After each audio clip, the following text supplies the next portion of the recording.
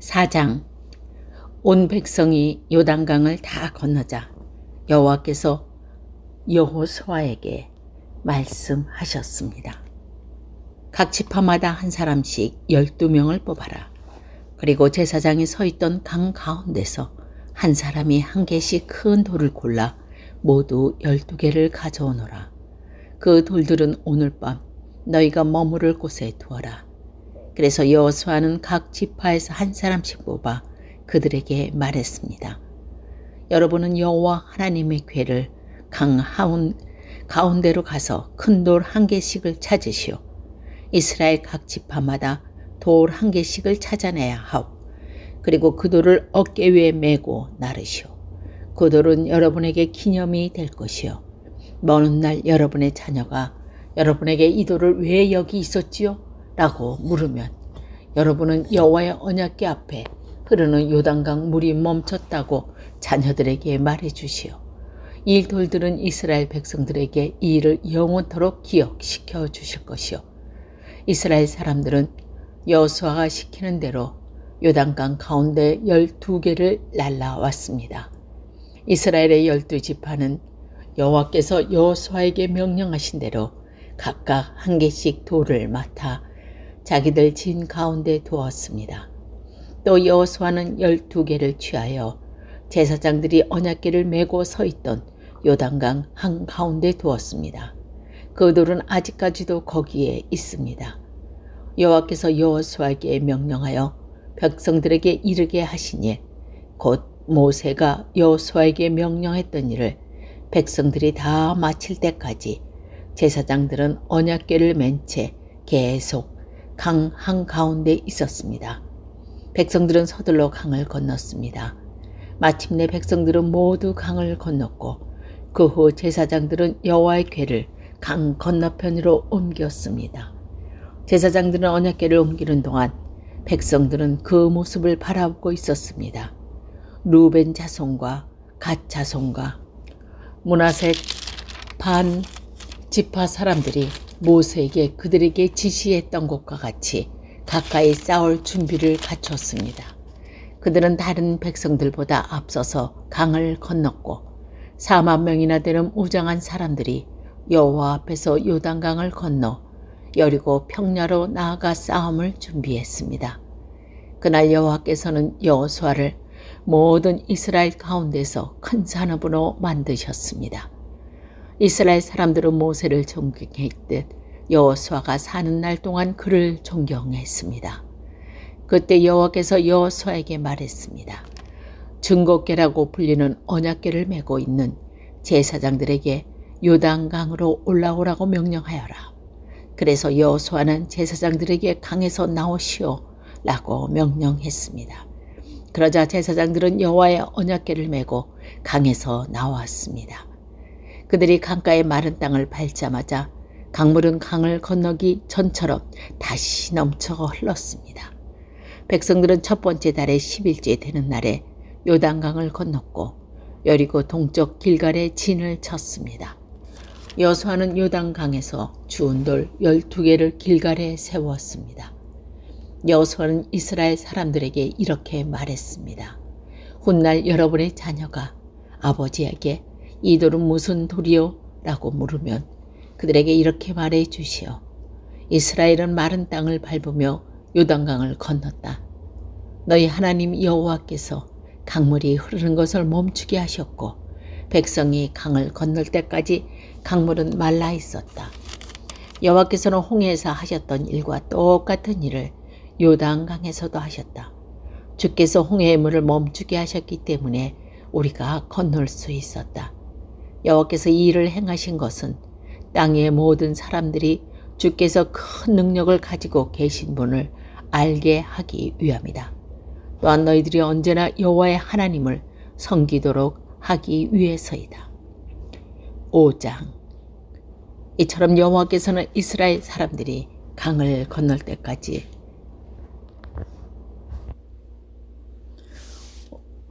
요단강을 마르게 하셨습니다. 그때 요단강 서쪽에 사는 아모리 사람들의 모든 왕들과 또 지중해 가까이 사는 가나안 왕들도 그 이야기를 듣게 되었습니다. 그들은 그 이야기를 듣게 되었고 그 이야기를 들으니 몹시 두려워했고 이스라엘 사람들과 마주치는 것도 너무나 무서워하게 되었습니다.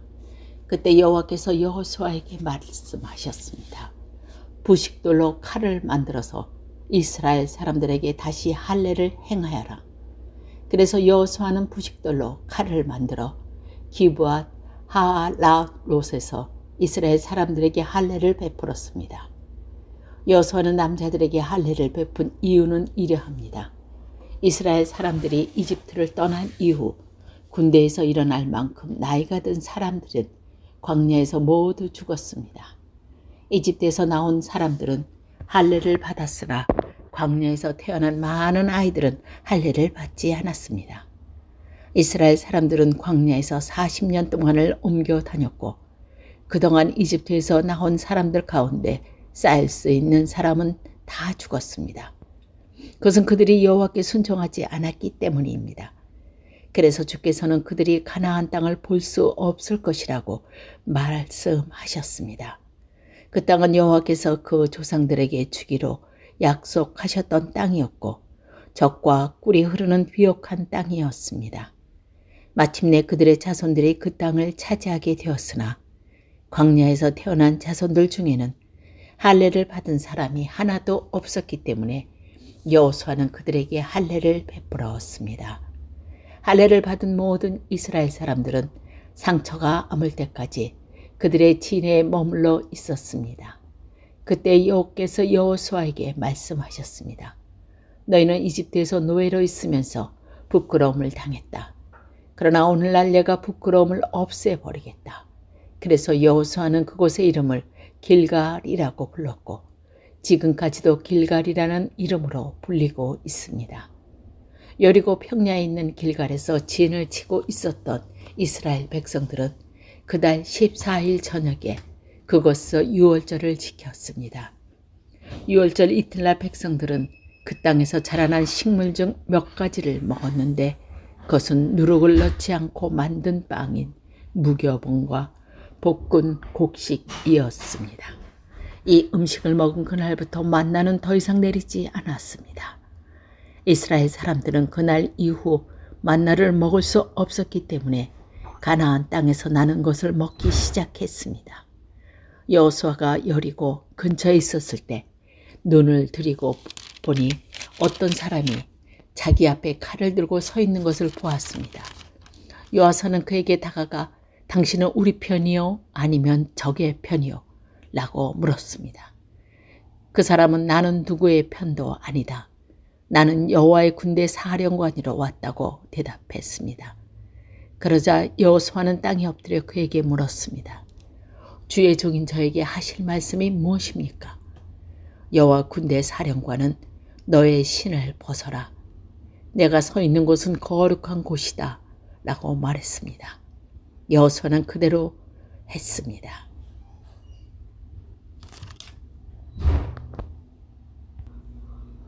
(6장) 여리고 성 사람들은 이스라엘 자손들을 두려워하며 성문을 굳게 닫아 걸었습니다.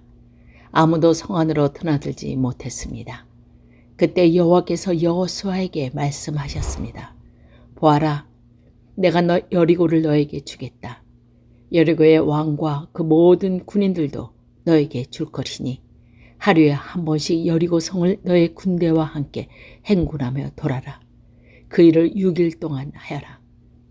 제사장 7명에게 순양의 뿔로 만든 나팔을 가지고 언약궤 앞에서 행군하라고 말하여라. 7일째 되는 날에는 성을 7바퀴 돌며 제사장들에게 나팔을 불라고 말하여라. 제사장들이 한 번 길게 나팔을 불면 백성들에게 나팔 소리를 듣고 크게 고함을 치라고 말하여라. 그리하면 여리고의 성벽이 무너질 것이다. 그때 백성들은 곧장 앞으로 쳐들어가거라. 그리하여 눈의 아들 여호수아는 제사장들을 불러 모아 말했습니다. 여호수아의 언약궤를 나르시오. 제사장 7명은 나팔을 들고 그 언약궤 앞에서 행군하시오. 그리고 여호수아는 백성에게 명령했습니다. 자, 가시오. 성 둘레를 도시어 무기를 든 군인들은 여호와의 궤 앞에 행군하시어 여호수아가 백성에게 말하기를 마치자 나팔을 가진 7명의 제사장들이 여호와 앞에서 행군하기 시작했고 행군과 동시에 나팔을 불기 시작했습니다. 그 뒤에는 여호와의 언약궤를 든 제사장들이 뒤따랐고 무기를 든 군인들은 제사장들 앞에서 행군하였습니다. 또 언약궤 뒤에는 무기를 든 군인들이 뒤따랐습니다. 그들은 각기 자기 나팔을 불었습니다. 그러나 여호수아는 백성들에게 고함을 지르며 말라고 했습니다. 소리내지 마시오. 내가 명령을 내리기 전까지 아무 말도 하지 마시오. 내가 명령을 내리면 그때 고함을 지르시오.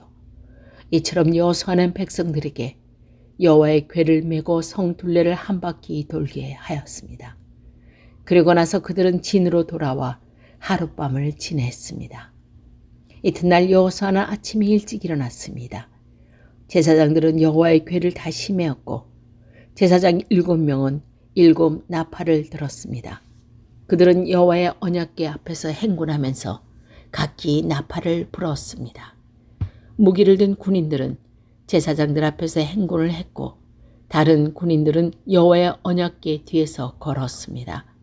행군하는 동안 제사장들은 계속해서 나팔을 불었습니다. 이처럼 두 번째 날에도 그들은 성 둘레를 한 바퀴 돌고 나서 진을 되돌아왔습니다. 그들은 이 일을 6일 동안 날마다 했습니다. 7째 되는 날 그들은 새벽에 일어났습니다. 그리고 성 둘레를 7번 돌았습니다. 그들은 전과 같은 방법으로 성 둘레를 돌았지만 성에 7바퀴 돌기는 그날이 처음이었습니다. 7바퀴가 돌 때 제사장들이 또 나팔을 불었습니다. 그러자 여호수아가 명령을 내렸습니다. 자, 고함을 지르시오. 여호와께서 여러분에게 이 성을 주셨소. 성과 성 안에 있는 모든 것들은 다 여호와께 바치는 것이므로 모두 없애시오. 다만 기생 나학과 그의 집에 있는 사람들은 모두 살려주어야 하오. 이는 나합이 우리가 보낸 2명의 정탐꾼을 숨겨주었기 때문이요. 전리품 중 어떤 것도 가까이 하지 마시오. 그것은 이미 여호와께 바친 것이므로 모두 없애버리시오. 그중 어떤 것이라도 취하여 진으로 가지고 들어오면 그것 때문에 이스라엘 백성에게 재앙이 될 것이요.